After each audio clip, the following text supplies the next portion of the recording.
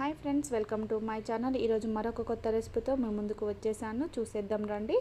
ఈ చల్లని వాతావరణంలో వేడి వేడి పకోడీ, అది కూడా వాము పకోడీ, ఎంతో ఆరోగ్యకరమైన వాము ఆకుతో ఈరోజు పకోడీ చేశాను. ప్రాసెస్లోకి వెళ్ళి చూసేద్దాం రండి. ముందుగా మన ఛానల్ ఫస్ట్ టైం చూస్తున్నట్లయితే ప్లీజ్ సబ్స్క్రైబ్ చేయండి. అలాగే వీడియో నచ్చినట్లయితే ఒక లైక్ కూడా చేయండి ఫ్రెండ్స్. ముందుగా ఒక కప్పు వరకు శనగపిండి తీసుకున్నాను. దాంట్లోకి టేస్ట్కి తగినంత సాల్ట్, అలాగే కొంచెం కారం వేసుకున్నాను. కొంచెం ధనియాల పొడి వేసుకొని అందులోకి వాము ఆకులు ఉంటాయి కదా, నేను కుండీలో వాము చెట్టు పెట్టానండి. అయితే దాంట్లో ఆకులు తెంపాను. నేను ఈ విధంగా ఆకులు తెంపి చిన్న చిన్నగా ముక్కలుగా వేసుకొని, ఆనియన్ అయితే ఎలాగా కట్ చేసుకొని వేసుకుంటామో ఈ వాము ఆకును కూడా చేయితోటి మొత్తం చిన్న చిన్న ముక్కలుగా వేసుకొని ఆ పిండిలో మొత్తం కూడా కలుపుకున్నాను.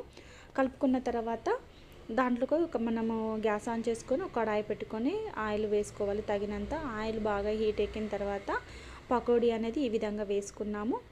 వేసుకున్న తర్వాత ఒక సైడ్ కాలిన తర్వాత మరొక వైపు కూడా టర్న్ చేసుకోవాలి. చేసుకొని మంచి క్రిస్పీగా అయ్యేంత వరకు కూడా ఫ్రై చేసుకుంటే చూసారుగా పకోడీ అయినట్టే. మీరు కూడా ఈ విధంగా ట్రై చేయండి, చాలా బాగుంటుంది. Healthy recipe. Please subscribe.